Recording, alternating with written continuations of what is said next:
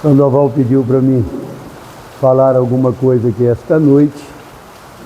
Espero que o tempo que vamos passar juntos seja um tempo bem aproveitável, como foi os tempos anteriores, e esperamos que todos nós, independente do que somos, se somos salvos ou não, possamos ser atingidos por aquilo que a palavra de Deus vai nos dizer agora. A nossa leitura vai ser no livro de Êxodo, será no capítulo 1, e depois vamos ler alguns poucos versículos no capítulo 2 também. Então, inicialmente, o capítulo 1 do livro de Êxodo.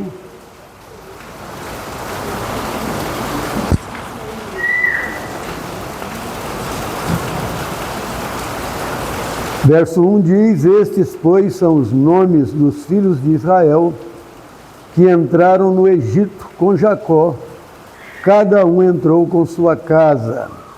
Verso 7: E os filhos de Israel frutificaram, aumentaram muito, e multiplicaram-se, e foram fortalecidos grandemente, de maneira que a terra se encheu deles.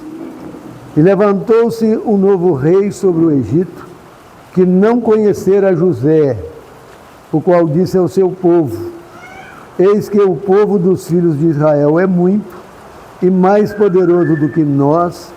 Eia, usemos de sabedoria para com eles, para que não se multipliquem e aconteça que, vindo a guerra, eles também se ajuntem com os nossos inimigos e pelejem contra nós e subam da terra. E puseram sobre eles maiorais de tributos para os afligirem com as suas cargas, porque edificaram a Faraó cidades armazéns, Pitom e Ramessés. Mas quanto mais os afligiam, tanto mais se multiplicavam, e tanto mais cresciam, de maneira que se enfadavam por causa dos filhos de Israel. E os egípcios faziam servir os filhos de Israel com dureza, assim que eles fizeram amargar a vida com dura servidão, em barro e em tijolos, e com todo o trabalho no campo, com todo o seu serviço, em que os obrigava com dureza. E o rei do Egito falou às parteiras das hebreias, das quais o nome de uma era Sifrá e o nome da outra Puá, e disse: Quando ajudardes a dar à luz as hebreias e as virdes sobre os assentos, e se for filho, matai-o, mas se for filha, então viva. As parteiras, porém, temeram a Deus e não fizeram como o rei do Egito lhes dissera, antes conservavam os meninos com vida.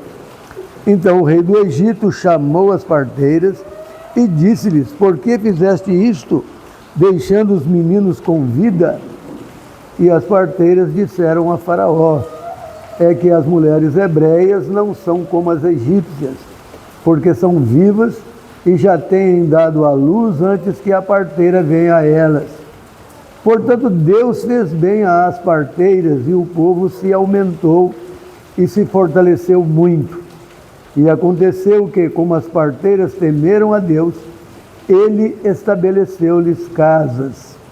Então ordenou Faraó a todo o seu povo, dizendo: A todos os filhos que nascerem lançareis no rio, mas a todas as filhas guardareis com vida. Assim, o capítulo 2 vai começar com o nascimento de Moisés, com a sua educação no Egito e, posteriormente, com a sua fuga para Midian, de onde nós vamos começar a ler. Vou ler só um versículo para mostrar isso. O verso 15 diz: Ouvindo, pois, Faraó este caso, procurou matar Moisés, mas Moisés fugiu de diante da face de Faraó e habitou na terra de Midian, e assentou-se junto a um poço.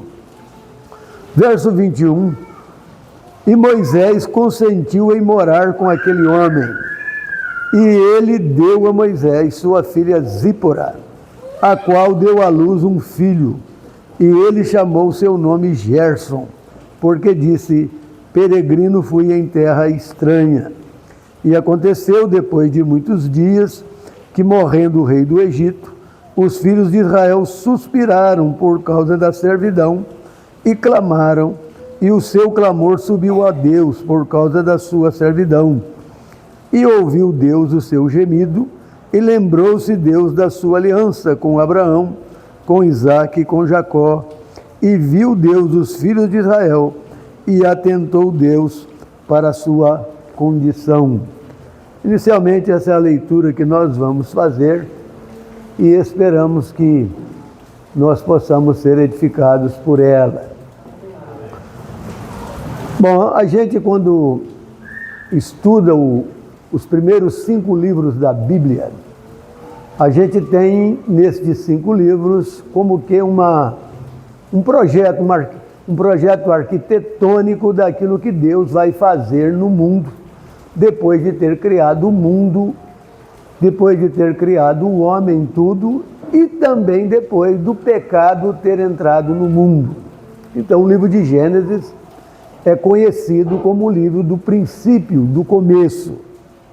Este livro trata especificamente da vida de 7 homens, ou seja, Adão, o primeiro deles.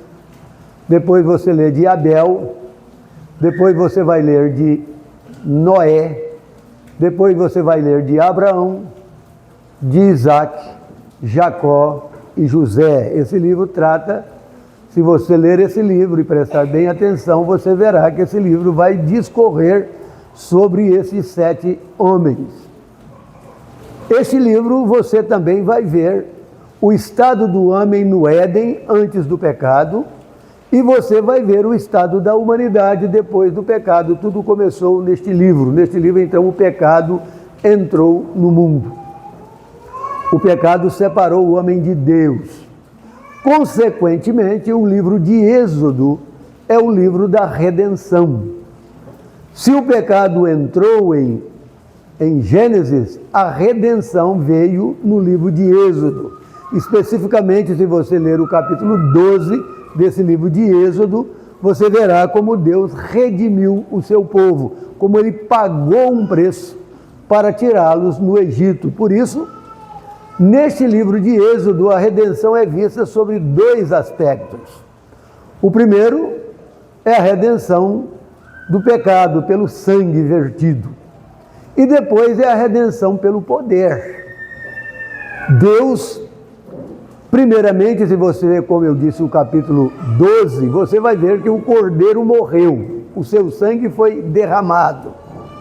Então ali, figuradamente falando, o preço estava pago, mas Israel continuava no Egito. Eles precisavam ser tirados do domínio de Faraó. E aí então Deus precisou empregar o seu poder. Isso você pode começar a ver através das pragas, através da passagem pelo Mar Vermelho e por muitos outros incidentes que você tem neste livro. Nós não podemos abordar todos, estamos dando assim um pano de fundo do que nós temos neste livro. Então, a redenção é exemplificada neste livro, sob esses 2 prismas ou 2 aspectos. Depois nós temos o livro de Levítico. O livro de Levítico é o livro do santuário, é o livro do sacerdócio, é o livro da comunhão. É o livro em que Deus reúne um povo para si mesmo, junto de si. Mas para ter este povo junto de si, era necessário a redenção, sem haver pagado o preço, sem haver derrubado as paredes que o pecado ergueu, não havia nenhuma possibilidade de haver o santuário para o homem, o sacerdócio para o homem e a comunhão do homem com Deus. Então, se você ler o livro de Levítico, você vai observar que neste livro, Deus está atraindo um povo a si mesmo. Tudo aquilo que está nesse livro foi falado da tenda da congregação, é o primeiro versículo deste livro. Então, este livro é super importante na história da humanidade, especialmente na história daqueles que são salvos, porque nos dias que nós vivemos, Deus quer que nós tenhamos uma intimidade, uma comunhão com Ele, e para que nós tenhamos esta comunhão, nós primeiro precisamos ser redimidos. Primeiro, na verdade, nós precisamos saber que somos pecadores, no livro de Gênesis, que nós estamos separados de Deus, o homem foi banido do Éden. Então, o livro de Êxodo nos atraiu, Deus pagou o preço para nos atrair a Ele, e o livro de Levítico, Deus nos coloca diante dele para exercer esta intimidade, esta comunhão com Ele. Uma coisa interessante que nós precisamos aprender nesses livros é que, embora estando vivendo na terra no presente momento, estes livros querem nos ensinar que, embora estando aqui, nós estamos aprendendo aqui aquilo que vamos viver e ser no céu eternamente. Deus está nos ensinando, enquanto estamos aqui, estas realidades. O livro de Números, o livro que vem a seguir, é o livro do deserto. Israel foi tirado do Egito e Israel foi colocado no deserto. O deserto era um lugar onde eles foram colocados para andar em direção a uma terra prometida. Isso fala de nós no tempo presente. Deus nos salvou em Cristo e Deus nos tirou do mundo. O irmão acabou de falar há pouco de separação. Santidade é separação. É isso que Deus fez.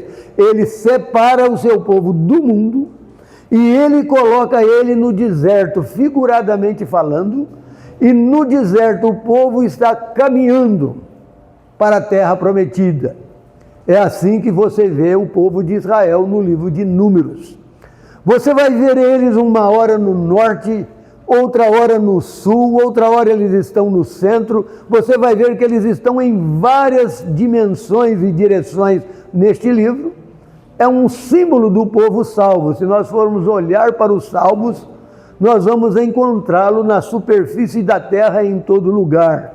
E aonde quer que eles estejam, hoje eles estão caminhando para o destino final. Isso é nós no livro de Números. Mas o livro de Números, se você ler aquele livro, você verá que não é um livro só de flores. Tem muitos espinhos. Tem muitas coisas que vai exigir renúncia. Tem muitas coisas que vai exigir que nós deixamos de fazer aquilo que nos agrada, se quisermos fazer a vontade de Deus. Isso é típico do deserto. O deserto não tem nenhuma atração para os olhos, não tem nenhuma atração para a carne, e se você ler aquele livro, você vai ver que Israel, ele voltou em espírito ao Egito. Eles tiveram saudade das panelas de carne do Egito, de muitas outras coisas que tinham no Egito. Eles queriam tudo aquilo. Eles reclamaram de morrer no deserto. Quantos têm sido exatamente como o povo de Israel? Quantos? Quantos estão cheios, totalmente cheios, mas estão insatisfeitos? Nós precisamos das atrações do mundo. Satanás, ele sabe do que nós gostamos. Eu queria ser ousado aqui e dizer uma coisa, vou imitar o Genesi em alguma coisa que eu ouvi dele aqui, ele mostrando a sua coragem de falar. Eu vou ser ousado e vou ser bem claro e bem específico o que eu quero dizer. Nós estamos vivendo em dias em que os irmãos, entre aspas, é claro, estão comprando, por exemplo, internet. É proibido comprar internet? Não é. Mas junto com a internet vem os combos. E a gente vai na casa dos outros, a gente vê que quando tem uma posse financeira melhor, compra a maior televisão que tem na loja. E a gente chega lá, a família está o dia, a noite, todo o tempo em volta de televisão assistindo filmes. Estou cansado de ouvir comentários dessa natureza e às vezes isso é trazido até para o meio dos irmãos. Na igreja, onde a igreja está reunida, isso é trazido. É proibido assistir filmes? Se você olhar o plano de Deus, sim, é proibido. E eu vou explicar por quê. Quem é que produz filmes? Filmes é produzido no céu ou nos laboratórios de Hollywood? Existe coisa mais satânica do que os laboratórios de Hollywood? Existe? Alguém conhece de um espaço, um lugar mais satânico do que aquele? Será que um lugar tão satânico, será que esse lugar tem alguma coisa para oferecer a um filho de Deus? Você acha que tem? Eu não estou proibindo você de fazer nada disso, eu estou mostrando a você o que na verdade acontece. Deus está te dando trabalho, com o trabalho você está ganhando dinheiro, e você não está pensando que o dinheiro que você ganha não te pertence, não é propriedade sua. Nem você é propriedade sua. Lembra do que diz Paulo em 1 Coríntios 6? Por preço fostes comprados, glorificai, pois, a Deus no vosso corpo. Então o seu dinheiro, o meu dinheiro não me pertence. Eu não posso comprar com o meu dinheiro o que eu quero, e principalmente aquilo que vem de laboratório satânico. Como eu disse, Deus nos deu um livre-arbítrio. O que isso significa? Que nós temos o direito de escolher o que quiser.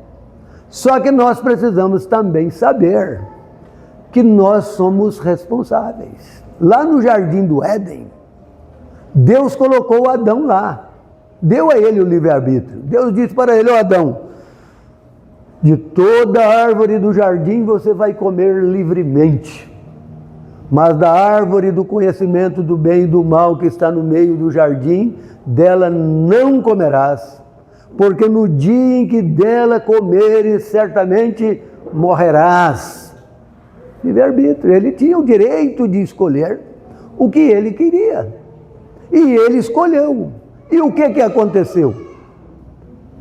Aconteceu que logo que ele comeu, ele foi expulso do jardim. Lá foi colocado querubins, lá foi colocado uma espada flamejante. A ele foi impedido de entrar lá. E eu imagino que Abel e Caim tinham muita vontade de conhecer aquele jardim, mas não puderam. Eu imagino que os seus descendentes, que eles viveram muitos anos, também tinham uma vontade imensa de conhecer aquilo. Não puderam. Por quê? Porque foram gerados em pecado.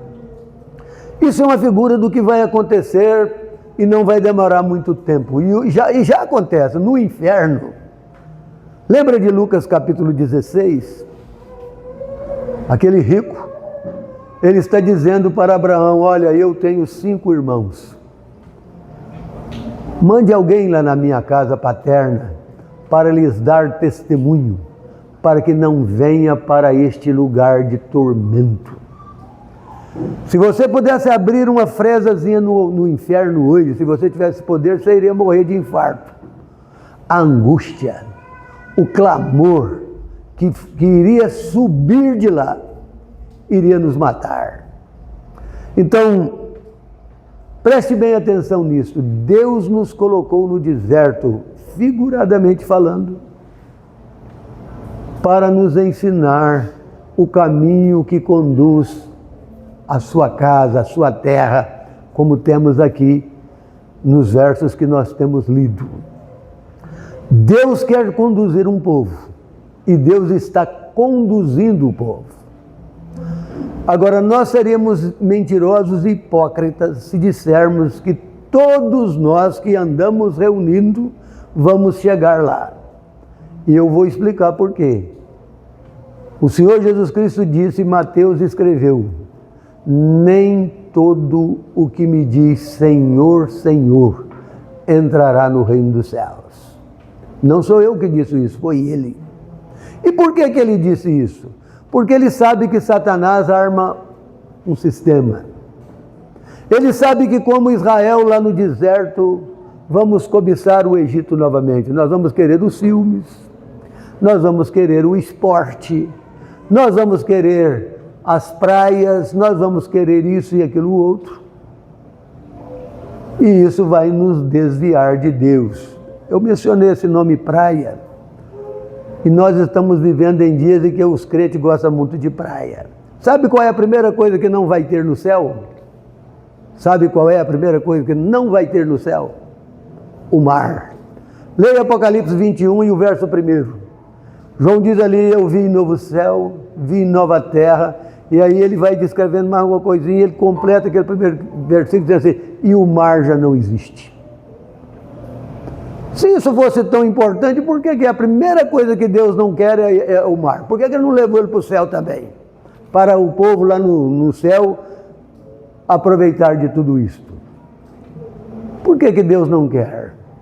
Sabe quando Adão pecou no Éden, qual foi a primeira coisa que ele viu? Que ele estava nu. Quando Deus chamou ele disse para Deus: eu me escondi porque eu estava nu. E praia é lugar de nudez. Leia o livro de Levítico, presta atenção no capítulo 18, o irmão leu aqui ontem, pelo menos um versículo daquele capítulo, mas leia ele todo. É o lugar onde você vai mais encontrar essa palavra na Bíblia. A primeira pessoa que a Bíblia fala de nudez é Adão. A segunda pessoa que você vai ouvir falar de nudez é a de Noé. E Cão, o filho de Noé, olhou a nudez do seu pai e foi maldito. Quando Deus, em Êxodo capítulo 20, deu os 10 mandamentos, no final ele manda fazer altar. E ele diz assim: não faças degrau sobre o altar. E ele diz: para que a tua nudez não seja ali manifesta. Então, nudez é uma coisa abominável ao Senhor.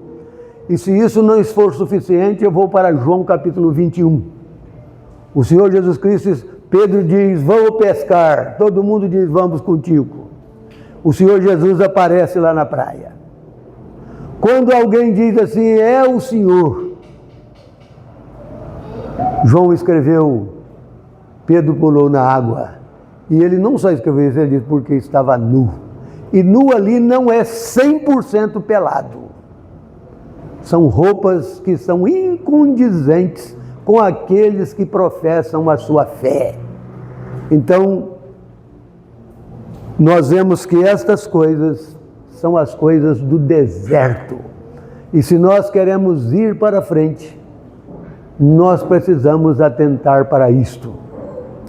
O fim do livro de Números deixa o povo de Israel às margens da terra prometida. Eles estão assentados ali no limiar da terra prometida. E aí você tem o livro de Deuteronômio como uma retrospectiva. Não é uma repetição, é uma retrospectiva de tudo o que aconteceu antes, para que eles pudessem, em tomar posse da terra, lembrar de tudo aquilo que lhes aconteceu e que servisse de exemplo para eles. Lembra de 1 Coríntios 15:4? Tudo que dantes foi escrito, para o nosso ensino foi escrito. Perdão, isso é Romanos 15:4. 1 Coríntios 10:10, ou 10:9, não estou bem certo do versículo agora. Paulo diz ali estas coisas. Ele diz primeiro que todos passaram debaixo da nuvem, todos beberam daquela pedra espiritual que o seguia. Ele diz: a pedra era Cristo, mas Deus não se agradou da maioria deles, razão porque ficaram prostrados no deserto. E aí ele vai dizer que estas coisas lhes sobrevieram como exemplo e foram escritas para advertência nossa, sobre quem os fins dos tempos têm chegado. Então é isso que nós temos ali em Deuteronômio. Deus nos deu essa Bíblia como Israel assentado nas margens daquele rio, esperando entrar na terra prometida, e Deus está lhes recordando tudo. É o que nós estamos tentando fazer aqui nesta noite. Vamos pensar então, depois dessa pequena introdução sobre o que nós queremos falar rapidamente. Primeiramente, nós temos então Israel aqui em Êxodo, no Egito. O que é o Egito? Uma figura do mundo. O que é o mundo? Se você lembra de João 16, o último versículo e o 33, o Senhor Jesus Cristo diz assim: no mundo tereis aflições, tende bom ânimo, eu venci o mundo. Então, o mundo é um lugar de aflição. Nós lemos aqui que Israel no Egito estava aflito. Eles eram escravos, eles eram servos de Faraó. E nesse trecho que nós temos lido, nós vemos que a aflição deles era extrema. Os últimos versículos que nós lemos que Deus se lembrou da sua aliança, que ele fizera com Abraão, com Isaque e com Jacó. E por isso no capítulo 3, que nós não lemos, não vamos ter tempo para isso, se você quiser, você vai ter um libertador, que é esse Moisés, que nasce no capítulo 2. Mas note bem, nesse trecho que nós temos, algumas coisas me chamam a atenção aqui. Note bem em versículo 9, o faraó do Egito, ele diz assim: o povo Israel é muito. Israel é muito. E note bem o final: é mais poderoso do que nós. Versículo 10, ele diz no final, a última frase deste capítulo, versículo 10, diz que vindo a guerra, ele diz, eles também se ajuntem com os nossos inimigos e pelejem contra nós. Satanás, que Faraó é uma figura de Satanás, o seu objetivo é exatamente e ainda infinitamente muito maior do que o de Faraó. Faraó não podia fazer mais do que mandar os seus soldados expor a trabalhos forçados o povo de Israel. Satanás, além de fazer isto, está conduzindo a humanidade para o inferno. Se você está aqui nos seus pecados, você está exatamente como Israel no Egito. Você está exatamente debaixo da servidão, da escravidão. Você pode imaginar que a lei áurea foi proclamada e a escravidão foi abolida. Isso é farsa. O homem debaixo do pecado é um escravo. Lembra de João capítulo 8, o Senhor Jesus Cristo disse: todo que comete pecado é escravo do pecado. Esta é a sua condição. Você é um escravo. Você não está vendo para onde está indo. Salomão escreveu no livro de Provérbios que o caminho do perverso é como a escuridão. Ele não sabe aonde tropeça. O homem nos seus pecados está nesta condição. E esta condição, se você não se arrepender, se você não confessar esses pecados a Deus, sabe qual é o teu fim? O lago do fogo. É isso que Satanás quer.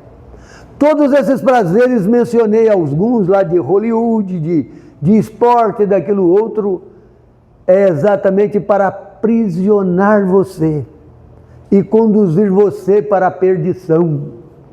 Portanto, meu amigo, lembre-se, Deus não quer que você vá para este lugar. Deus quer levar você para junto dele. Mas se você conhece Mateus capítulo 7, versículo 13, o Senhor Jesus diz assim: entrai pela porta estreita. Ele diz: larga é a porta, espaçoso o caminho que conduz para a perdição, e são muitos os que acertam com ela. O caminho da perdição é este caminho que não tem restrição. Tudo é possível, tudo é possível. O irmão falou aqui de adultério, rompimento de casamento, casar de novo e tudo isso, essa é a porta larga, não tem restrição. Esse é o caminho do diabo, é o caminho que ele está abrindo para a humanidade. E é o caminho que a humanidade está trilhando. Mas como eu comecei dizendo lá, o Senhor diz assim, entrai pela porta estreita. E depois ele diz que estreita é a porta, apertado o caminho que conduz para a vida. E ele diz, são poucos os que acertam com ela. Se você está aqui esta noite, nos seus pecados, Deus está querendo te mostrar o caminho apertado que conduz à vida, para que você entre por ele. Se você entrar por ele, você vai chegar à vida. Mas se você continuar no caminho largo, lembre-se, ele conduz à perdição. É para lá que você está indo. Pois bem, eu vou ver a hora aqui que eu não... Pois bem, então, nós que somos crentes agora, vou falar um pouquinho para nós. Nós estamos no deserto. Lembre-se disso. Tudo o que tem no mundo, João diz assim, o que há no mundo é concupiscência dos olhos, concupiscência da carne, soberba da vida. Isso é o que existe no mundo, essas três coisas. Sabe o que João acrescenta depois de dizer isso? Leia 1 João capítulo 2. Se você ler do versículo 13 para frente, eu aconselho que você leia o capítulo todo. Eu não gosto de citar versículo, porque eu quero estimular qualquer pessoa que queira ver a palavra de Deus, ler pelo menos o capítulo, para encontrar o que nós falamos. Mas João diz assim, que o mundo passa, e a sua concupiscência. Então essas coisas que enchem a sua vida de prazer no mundo, e que procura te atrair no mundo, passa. Esses desejos passam. Eu lembro da minha mãe, por exemplo. Minha mãe morreu com quase 94 anos. E ela era uma mulher muito simples. Mas eu ficava olhando para minha mãe e pensando assim, se a minha mãe tivesse $1 bilhão na conta dela, o que valeria para ela nesse estado? O ano passado morreu um irmão meu. Meu irmão viveu mais ou menos uns 30 anos no exterior, trabalhando para o governo brasileiro. A mulher era desembargadora, tinha de tudo. Fui visitar ele no hospital, visitei ele numa clínica, onde eles internaram ele. A vantagem de ter filhos e dinheiro é bom, é por isso, viu? Quando a gente fica velho, vai arrumar um asilo para colocar a gente, porque é mais fácil cuidar lá no asilo, é um prêmio. Aí você vai lá para o asilo, meu irmão era uma pessoa assim de impulsos meio assim drásticos, aí tem que meter remédio na pessoa para poder controlar ele, para ele ficar ali. Na última visita que fui fazer o meu irmão, cheguei lá no asilo, a mulher falou, faz 20 minutos que levou ele para o hospital, que ele não estava bem. As duas últimas visitas que eu tinha feito para ele, eu vi que ele lá ia declinando e que as coisas não iriam ser muito bem.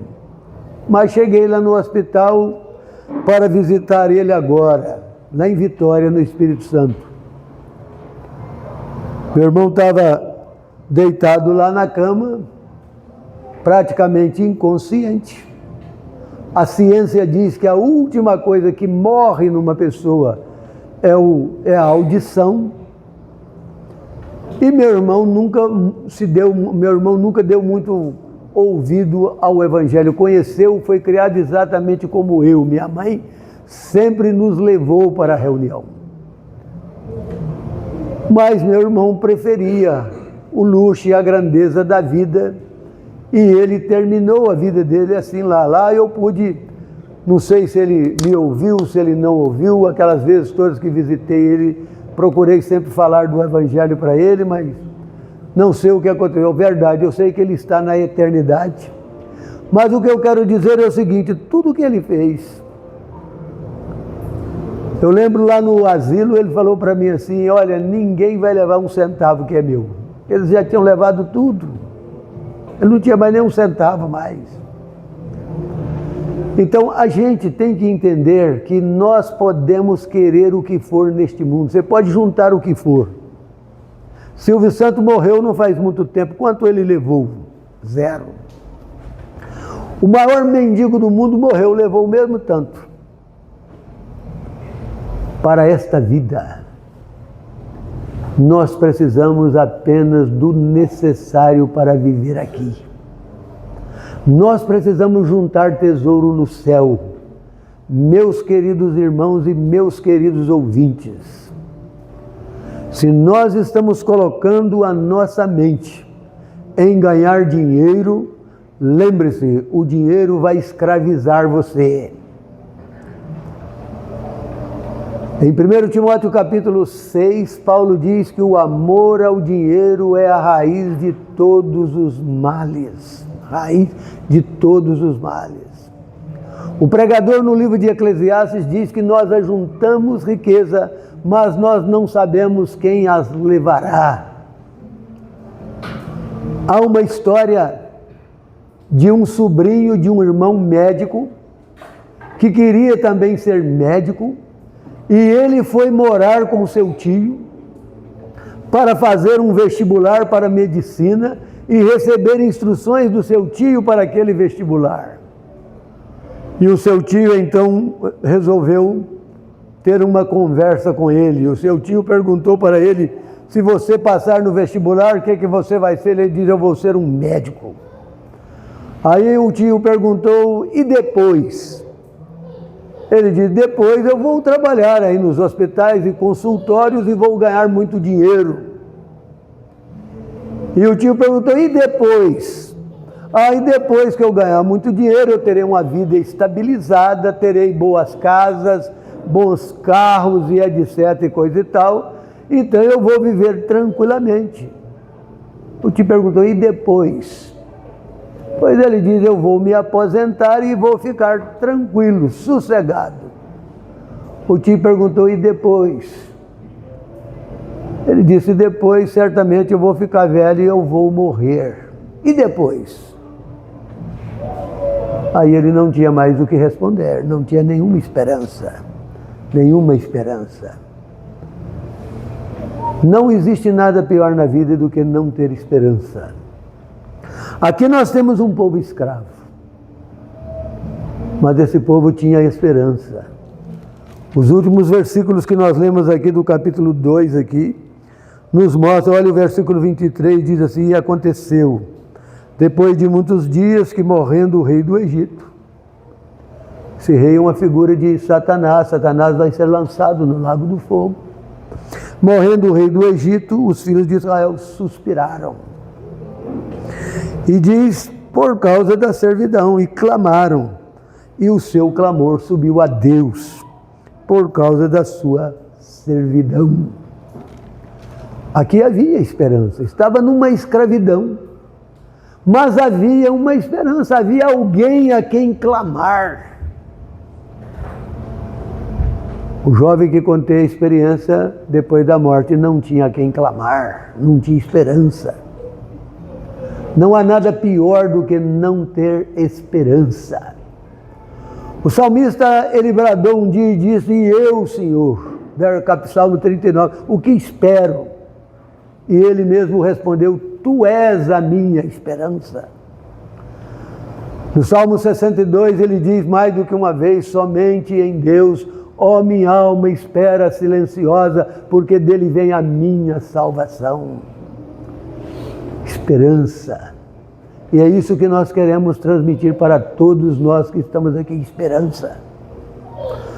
Mas como a nossa esperança pode ser viva? Como Pedro diz lá na sua primeira carta, quando ele diz que Deus nos regenerou para uma viva esperança. Olha só, viva esperança. Paulo, quando escreveu aos Colossenses no capítulo 1, ele fala de fé, amor e esperança. Nós precisamos de esperança. Foi falado de casamento, os jovens esperam casar, né? Talvez nem todos, como foi dito também, mas é uma esperança. Quem não tem esperança não tem razão de viver suicida. Eu tive um sobrinho que suicidou há pouco tempo, 56 anos. Ele não tinha mais estômago, vivia com uma bolsa aqui. Falava que sentia muitas dores demais. E aquilo um dia fez ele amarrar numa tesoura como essa aqui, uma corda, e pendurar ali há pouco tempo. O que faz isso? Falta de esperança. Um dos homens mais ricos de então da Inglaterra, chamado White, um homem super milionário, quando chegou na idade mais avançada, chamada terceira idade, ele escreveu: não houve nada na vida que eu não participei.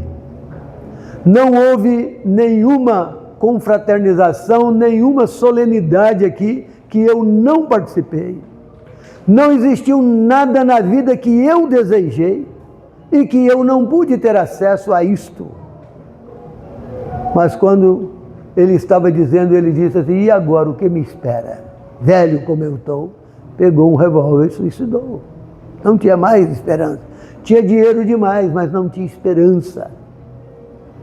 Aqui não. Aqui, como eu li de novo, aqui nós temos um povo afligido, escravo, mas tinha esperança. Eles caíram em si, como fez o filho pródigo de Lucas 15. Eles caíram em si, eles olharam para cima, para Deus, e eles clamaram. E Deus ouviu o seu clamor.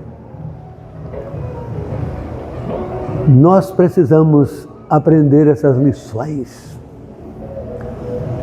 Não é porque nós professamos o nome de Cristo que nós deixamos de ser escravos.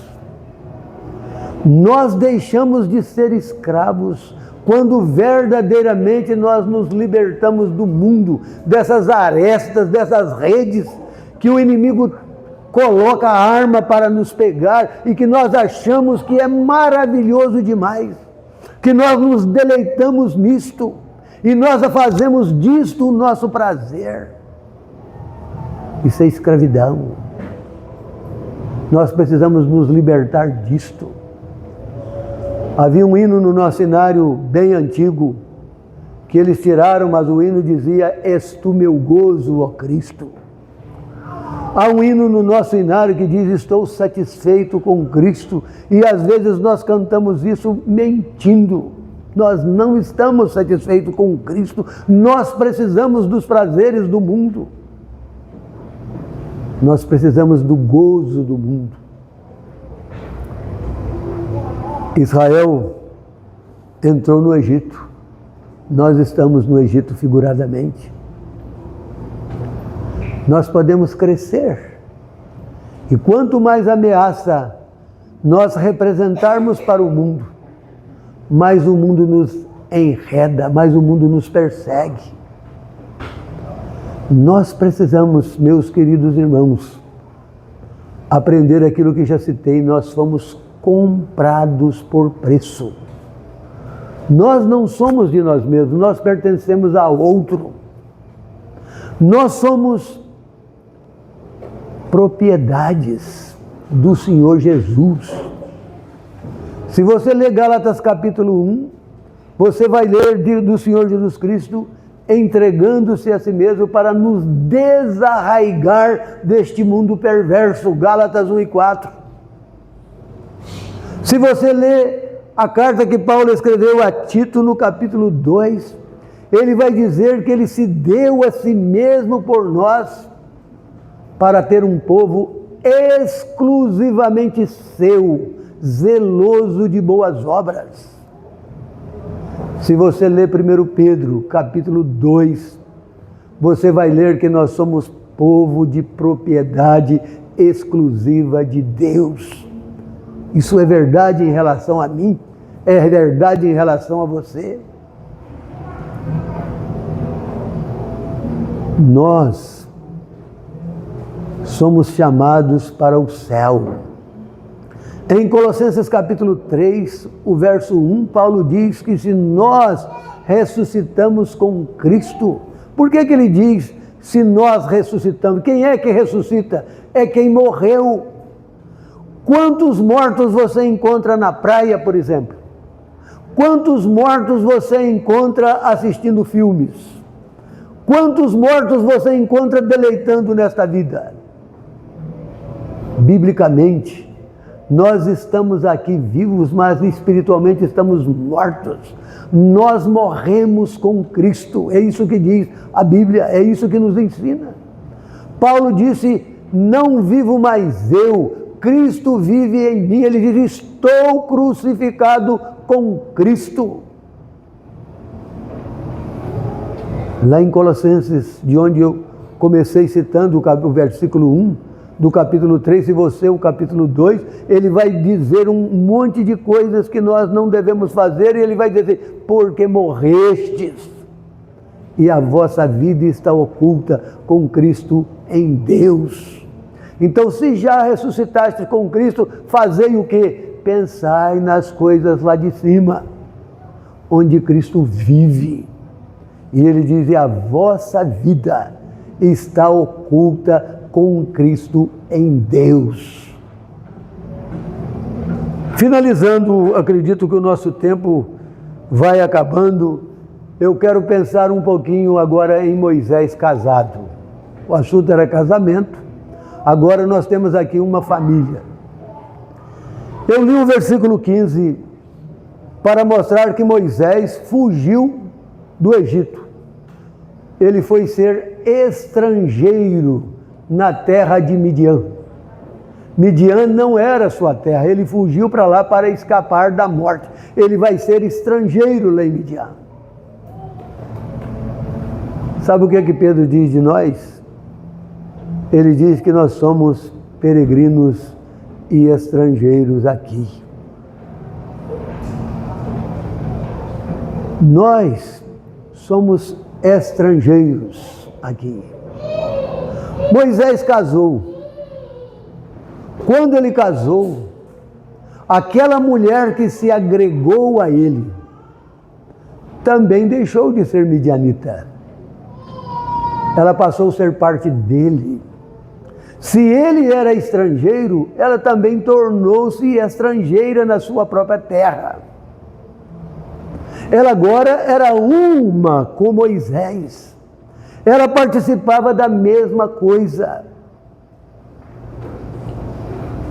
E a união deles gerou um filho. Sabe qual é o nome que ele botou no filho dele? Não foi de Michael Jackson. Também não foi de Roberto Carlos. Ele botou o nome do filho dele estrangeiro. Interessante, né? Ele é estrangeiro. A mulher uniu a ele estrangeira e ele tem um filho, o meu filho vai chamar estrangeiro. Ele disse, o nome dele é Gerson, porque sou estrangeiro em terra estranha. Estrangeiro é o significado do nome Gerson. Muito interessante isto. Aquele que vai ser o libertador é um estrangeiro completo, em família. É interessante que quando nós pensamos nisto, nós nos retrocedemos para o Evangelho de João e nós vamos acompanhar a vida do verdadeiro libertador, o Senhor Jesus. E ele faz aquela oração do capítulo 17 e ele vai dizendo dele, ele diz assim, eu não sou deste Pai, eu não sou do mundo. Eu estou deixando o mundo. Mas eles, Pai, aqueles que creram em mim, eles permanecem do mundo. Mas eles também não são do mundo, como eu do mundo não sou. Olha só os termos que ele diz, eu não sou do mundo. Aqueles que tu me deste também não são do mundo. Ele ora, guarda-os em teu nome.